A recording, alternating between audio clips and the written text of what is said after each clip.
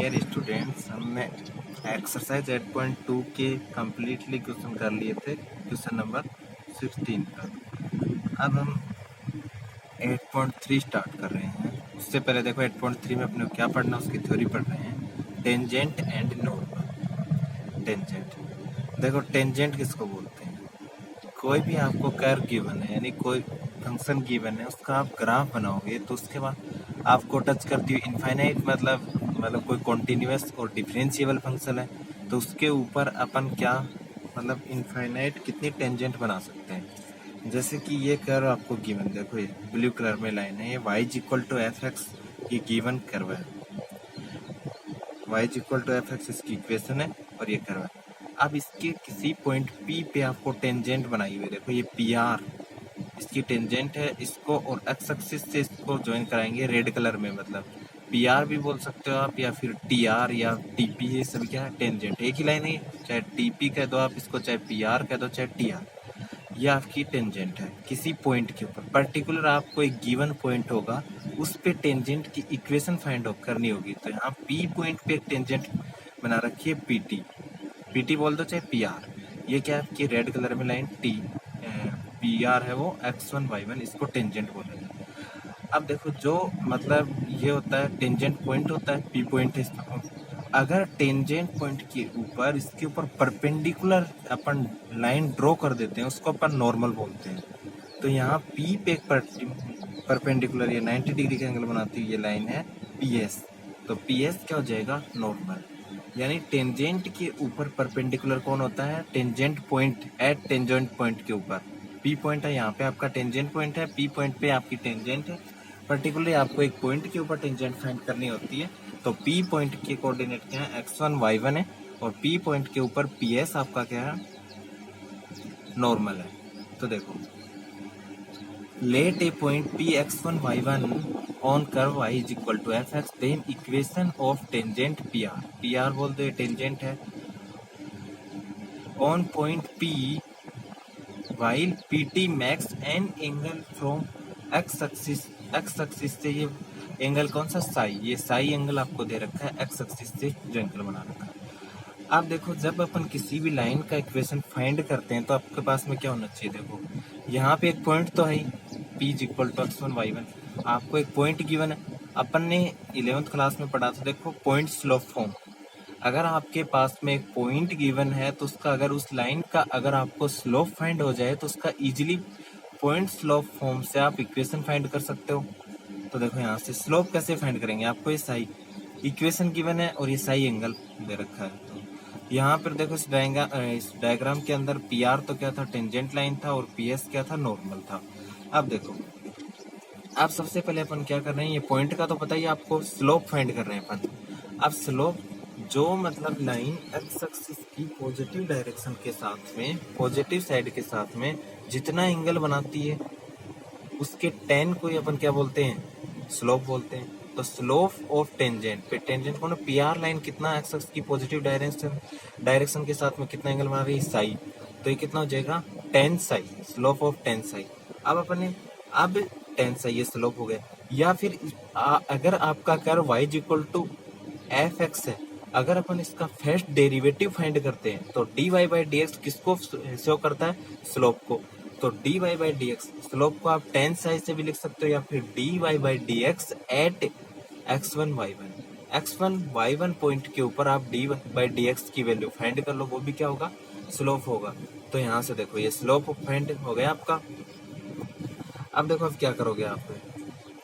अब स्लोप मतलब इसके स्लोप ऑफ टेंजेंट को अपन m1 से लिखा मैंने, तो m1 इज इक्वल टू क्या जाएगा? dy by d x. m1 is equal to आपका क्या जाएगा? dy by d x at x1 y1, ये आपका स्लोप फाइंड हो जाएगा। फिर अपन क्या कर रहे हैं? देखो इक्वेशन ऑफ टेंजेंट। अब आपको एक लाइन फाइंड हो गई, वो सॉरी आपके पास में एक पॉइंट है, x1 y1 से जाने वाली लाइन है, और इसका स्लोप क्या है? स्लोप गिवन है m1, स्लोप m1 से लिखा आपने। तो इक्वेशन ऑफ लाइन क्या होता है? y minus y1 is equal to m into x minus x1, slope 0.4 मिले क्लास से।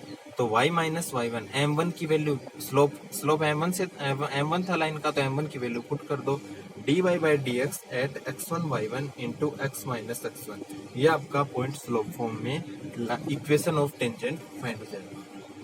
अब देखो, अब नॉर्मल के बारे में और पढ़ रहे हैं अपन थोड़ा सा। नॉर्मल क्या होता है? देखो, नॉर्मल टेंजेंट के ऊपर क्या परपेंडिकुलर है, टेंजेंट के ऊपर परपेंडिकुलर है। लेट स्लोप ऑफ नॉर्मल का स्लोप लेट अपन ने कर लिया PS, उसका m2 है। अब आपको पता है कि PR और जो मतलब आपकी टेंजेंट लाइन थी और नॉर्मल गिवन है, वो दोनों क्या हैं? आपस में परपेंडिकुलर हैं। तो इसका मतलब क्या होगा? परपेंडिकुलर लाइंस की स्लोप में एक रिलेशन होता है, m1 into m2 is equal to क्या होता है? -1। m1 अपन 11th क्लास में पढ़ा था, m1 m2 is equal to क्या होता है? -1। इम्प्लाइज m2 की वैल्यू फाइंड करोगे तो -1 अपॉन नेगेटिव m1, और m1 की वैल्यू पुट कर दो 1 upon dy by d x at x1 y1 point पे। अब देखो, इक्वेशन ऑफ नॉर्मल क्या हो जाएगा? वही। अब आपके पास में पॉइंट है, पॉइंट से तो कौन से पॉइंट से मतलब पॉइंट क्या है यहाँ पे? x1 y1 के ऊपर आपको नॉर्मल का इक्वेशन फाइंड करना है। तो पॉइंट तो क्या है? x1 y1, और इसका टेंजेंट क्या है? ये m2 की वैल्यू देखो, ये है -1 upon dy by d x at x1 y1। तो y minus y1 m into x minus one, इसका स्लोप की वैल्यू पुट कर दी, और x माइनस x1, ये इसका क्या आ जाएगा? इक्वेशन आ जाएगा। तो यहाँ से ये तो मतलब y माइनस y1, सीधी सी बात है, अपन क्या करेंगे? x जो पॉइंट आपको गिवन होगा उस पे dy बाई डी एक्स की वैल्यू फाइंड कर लेंगे, और वो क्या हो जाएगा? स्लोप हो जाएगा, और y minus y1 is equal to m into x minus x1 में पुट कर देंगे, तो वो इक्वेशन किसका जाएगा? टेंजेंट का जाएगा। अगर अपने को नॉर्मल का वो फाइंड करना होगा आपको इक्वेशन, तो आप dy बाई डी एक्स का इन्वर्स करके उसका नेगेटिव करके उसका स्लोप फाइंड हो जाएगा, ऐसे आप फाइंड कर सकते हैं। अब देखो, कुछ स्पेशल कंडीशंस पढ़ रहे हैं अपन। Tangent line is parallel to X axis at point x1 y1। अगर टेंजेंट लाइन एक्स एक्सिस के पैरेलल है, अब अपन जानते हैं कि एक्स एक्स की स्लोप कितना होता है? एक्स एक्स का स्लोप tan 0, यानी 0 ही होता है, tan 0 की वैल्यू 0 होती है। अब देखो, एक्स एक्स के कोई भी दो पैरेलल लाइन है तो उनका स्लोप क्या होता है? इक्वल होता है। तो एक्स एक्स के पैरेलल लाइन का स्लोप भी क्या हो जाएगा? यहाँ साई इज इक्वल टू 0 आ जाएगा, tan psi is equal to 0, या फिर इसके स्लोप को आप dy by d x at point x1 y1, इसकी वैल्यू क्या पुट कर सकते हो? 0। अब देखो, अगर टेंजेंट लाइन इज परपेंडिकुलर है, आपकी गिवन लाइन टेंजेंट है वो परपेंडिकुलर है किसके? एक्स एक्सिस के। एक्स एक्सिस के परपेंडिकुलर लाइन है, तो इसका मतलब साई इज इक्वल टू क्या हो जाएगा? 90 डिग्री का एंगल बना रही है, मतलब वो एक्स एक्सिस के साथ में 90 डिग्री का एंगल बना रही, तो tan psi is equal to infinity हो जाएगा, या फिर इसको स्लोप को dy by d x at x1 y1 is equal to infinity से लिख सकते हैं 1 अपॉन 0 से।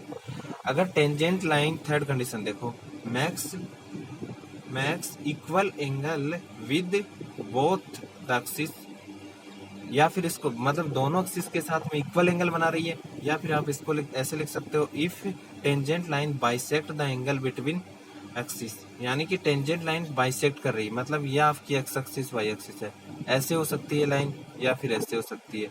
ऐसे हो सकती तो 45 का एंगल बना, एक्स एक्सिस के साथ में 45 का बनाएगी, और ये सेकंड क्वाड्रेंट से होकर जाएगी तो 135 का। तो एंगल क्या हो सकता है आपका? 45 या 135। 45 की वैल्यू तो पॉजिटिव 1 होती है tan 45 की, और tan 135 सेकंड क्वाड्रेंट में आएगा तो नेगेटिव 1 हो जाएगी। सेकंड क्वाड्रेंट में tan क्या होता है? नेगेटिव। तो dy by d x at x1 y1 क्या आ जाएगा? पॉजिटिव नेगेटिव 1 आ जाएगा। अगर आपके पास में टू पैरेलल लाइंस हैं, पैरेलल लाइंस का दोनों का स्लोप क्या होता है? इक्वल होता है, तो आप ऐसे लिख सकते हो m1 is equal to m2, m1 m2 दोनों की वैल्यू क्या होगी? इक्वल होगी। अपन ऐसे बोल सकते हैं, देखो यहाँ पे आपको क्वेश्चन में ऐसे गिवन होगा, if tangent line is parallel to given line, कोई भी लाइन दे रखी होगी उसके पैरेलल होगी, तो अपन उस लाइन का स्लोप फाइंड कर लेंगे जिसके पैरेलल टेंजेंट लाइन है, तो उसका स्लोप होगा वही क्या होगा? टेंजेंट लाइन का, क्योंकि पैरेलल लाइन का स्लोप क्या होता है? इक्वल होता है। और परपेंडिकुलर होंगी तो लाइन क्या हो जाएगा? m1 m2 is equal to -1 हो जाएगा।